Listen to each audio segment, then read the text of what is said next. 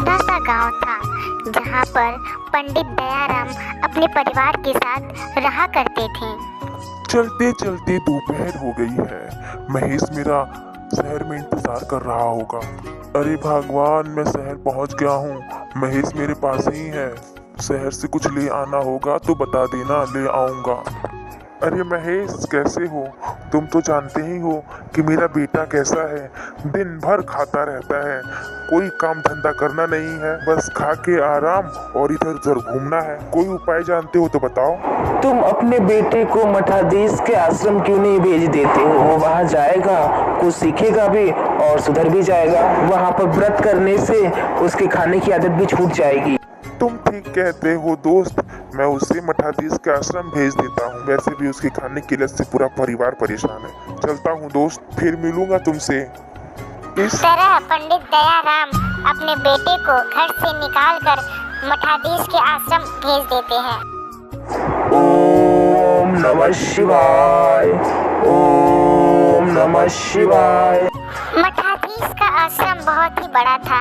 वहाँ पे रोज पूजा पाठ किया जाता था, मंत्रों का उच्चारण किया जाता था। पंडित दयाराम का बेटा मठाधीश के आश्रम आता है और मठाधीश से मिलता है। पंडित जी, मुझे पिताजी ने घर से बाहर निकाल दिया है और यहाँ आश्रम भेज दिया है क्योंकि सभी मेरे खाने की लत से परेशान थे। क्या मैं आपके आश्रम में रह सकता हूँ? क्या मुझे यहाँ भोजन मिलेगा और मुझे यहाँ पे क्या करना होगा इसके लिए? हाँ, तुम्हें भोजन अवश्य मिलेगा, पर तुम्हें इसके लिए भगवान का नाम लेना पड़ेगा और कोई विशेष कार्य नहीं करना होगा। बस प्रतिदिन सुबह शाम उनका ध्यान करना होगा। अच्छा, बस इतना सा काम है? मुझे भरपेट भोजन मिलेगा ना? मैं पूरा दिन भगवान का ध्यान करूँगा। इस तरह पंडित दयाराम के लड़के को आश्रम में जगह मिल जाती है और प्रतिदिन भरपेट भोजन करने का भी उसे ठिकाना मिल जाता है। आश्रम के कुछ नियम हैं और आश्रम में रहने के लिए तुम्हें आश्रम के उन नियमों का पालन करना होगा, क्योंकि यहाँ रहने वाला प्रत्येक व्यक्ति उन नियमों का पालन करता है। जी, मैं उन नियमों का पालन अवश्य करूँगा। क्या करना होगा मुझे? तुम्हें रोज सुबह जल्दी उठकर प्रतिदिन नहाकर भगवान का ध्यान करने के बाद ही भोजन मिलेगा और तुम्हें आश्रम में रहने के लिए एक सन्यासी की भांति रहना पड़ेगा और दिखना पड़ेगा। ये कुछ पैसे हैं, रख लो और अपने लिए सामान खरीद लो। पंडित दयाराम का लड़का बाजार जाकर आश्रम में रहने लायक कपड़े खरीदता है और पूरी सन्यासी की वेशभूषा धारण करता है।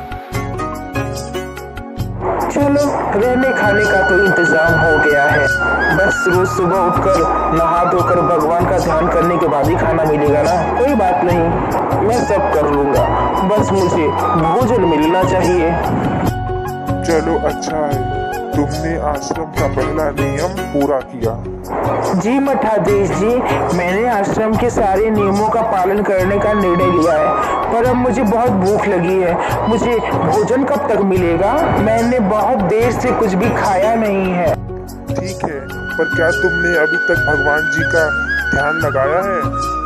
पहले भगवान जी का ध्यान लगा लो। ठीक है, तुम हाथ पैर धुल के बैठ जाओ, मैं तुम्हारे लिए भोजन का बंदोबस्त अभी करवाता हूँ। मठाधीश के कहने पर वो पहले तो भगवान का ध्यान लगाता है, फिर उसे बाद में भोजन दिया जाता है। वह भरपेट भोजन बहुत ही प्रसन्नता के साथ करता है। भोजन करने के पश्चात वो आश्रम के बाहर ही सो जाता है। इस तरह कई हफ्ते उसके आश्रम में बीत जाते हैं। एक दिन उसे भोजन नहीं मिलता है तो वो मठाधीश से जाके पूछता है कि आज मुझे भोजन क्यों नहीं मिला। मठाधीश जी, मैंने प्रतिदिन की भांति नृत्य क्रिया से निर्मित हो पूजा पाठ करके भगवान जी का ध्यान किया, परंतु अभी तक मुझे भोजन नहीं मिला। क्यों, बताइए मुझे। मठाधीश जी कहते हैं, आज एकादशी है और एकादशी के दिन भोजन नहीं बनाया जाता, इसलिए आज तुम्हें भोजन नहीं दिया जाएगा। परंतु आप तो जानते हैं ना कि मैंने आश्रम में रहने का निर्णय क्यों लिया था। बिना भोजन किए मैं नहीं रह सकता। मेरे माता पिता ने भी मुझे घर से इसी कारण निकाला था कि मैं बहुत खाता रहता था। बताइए मठाधीश जी मैं क्या करूं? ठीक है, मैं तुम्हें कुछ अनाज दे देता हूँ। तुम भोजन बनाना, परंतु इतना ध्यान देना कि बिना भगवान जी को भोग लगाए तुम भोजन मत करना। अब मैं चलता हूँ। मठाधीश जी के चले जाने के बाद वो भोजन तैयार करता है। भोजन बना लेने के बाद पहले भगवान जी को भोग लगाऊंगा, फिर उसके बाद भोजन करूंगा। भोजन तैयार होने के बाद वो भगवान जी को बुलाता है। मेरे राम आइए, मेरे श्याम आइए, मेरे भोजन का भोग लगाइए। इसके पश्चात राम जी सीता जी के साथ आते हैं। वो राम जी से पूछता है ये कौन है? राम जी कहते हैं ये मेरी पत्नी सीता है, ये मेरे साथ ही रहती है। वो सोचने लगता है कि भोजन तो 2 ही व्यक्ति का है और हम 3 हैं। फिर भी वो राम जी और सीता जी को भोजन देता है और थोड़ा सा भोजन खुद करता है। भोजन करने के पश्चात वो राम जी से पूछता है, राम जी अगली बार आप ही दोनों आएंगे ना? राम जी कहते हैं हाँ, अगली बार भी हम दोनों ही आएंगे। भोजन करने के पश्चात राम जी और सीता जी चले जाते हैं। इस बार तो मुझे थोड़ा ही भोजन मिला था, अगली बार मैं गुरु जी से थोड़ा और भोजन मांग लूंगा। इसी तरह उससे 1 महीना और बीत जाता है। फिर एकादशी आती है। वो गुरु जी के पास जाता है भोजन मांगने के लिए। आओ बेटा आओ, कहो क्या बात है? गुरु जी मुझे इस बार थोड़ा ज्यादा भोजन दीजिएगा।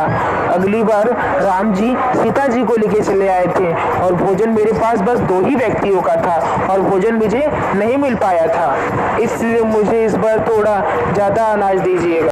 अच्छा ठीक है, ले लेना, पर बिना भोग लगाए भोजन मत करना। मठाधीश जी ने उसे अनाज बढ़ा के दिया। ये लो, ये तुम्हारे लिए अनाज है, बना के खा लेना। मठाधीश जी से अनाज मिल जाने के बाद वो अनाज का फिर से भोजन बनाता है। चलो इस बार बढ़ा के अनाज दिया गुरु जी ने। भोजन बनाने के पश्चात पहले राम जी और सीता जी को खिलाऊंगा, फिर भर पेट भोजन स्वयं करूंगा। भोजन तैयार होने के पश्चात वो राम जी और सीता जी को बुलाता है भोग लगाने के लिए। मेरे राम आइए, मेरे श्याम आइए, मेरे भोजन का भोग लगाइए। राम जी, सीता जी और हनुमान जी के साथ आते हैं। राम जी के साथ हनुमान जी को देख के वो पुनः अचंभित हो जाता है कि इस बार भी 3 आदमी का भोजन था और 3 आदमी ही आए हैं। इस बार भी मुझे भोजन नहीं मिलेगा। वो राम जी से पूछता है, राम जी आपके साथ ये कौन है? राम जी बोलते हैं। राम जी कहते हैं ये हनुमान है, ये भी मेरे साथ ही रहते हैं। राम जी, हनुमान जी और सीता जी भोजन करने के पश्चात चले जाते हैं। इस बार भी उसे भोजन बहुत ही कम मात्रा में मिलता है। मुझे इस बार भी भोजन नहीं मिला, बहुत ही कम मात्रा में खाया हूँ। राम जी ने कहा था 2 आदमी आएंगे, आए 3 आदमी। इसी तरह 1 महीने बाद पुनः एकादशी का दिन आता है। क्या बात है? मठाधीश जी इस बार मुझे अनाज थोड़ा बढ़ा के दीजिएगा। पिछली बार राम जी सीता जी के साथ साथ हनुमान जी को भी लाए थे। अनाज 3 आदमियों का था और वो 4 आदमी गए थे। मैं पिछली बार भी भोजन नहीं कर पाया था, इसलिए आप आज 5 आदमियों का अनाज दीजिए, जिससे मैं भी ठीक से खा सकूं। मठाधीश जी उसकी बात को बड़े ध्यान से सुनते हैं और सोचते हैं कि इतना अनाज ये करता क्या है। वो कहते हैं, ठीक है, इस बार भी तुम्हें अनाज बढ़ा के दिया जाएगा। मठाधीश जी इस बार भी उसे अनाज बढ़ाकर ही देते हैं, पर वो मन ही मन ये सोचते हैं कि इतना अनाज तो ये अकेला खाता नहीं होगा, कहीं ये जाकर बेचता तो नहीं है। उसे अनाज देने के बाद मठाधीश जी वहाँ से चले जाते हैं। मठाधीश जी देखना चाहते थे कि कहीं ये मुझसे झूठ तो नहीं बोल रहा है, अनाज मुझसे लेकर कहीं और उसको दे रहा होगा, इसलिए वो आज इसे छुपकर देखना चाहते थे।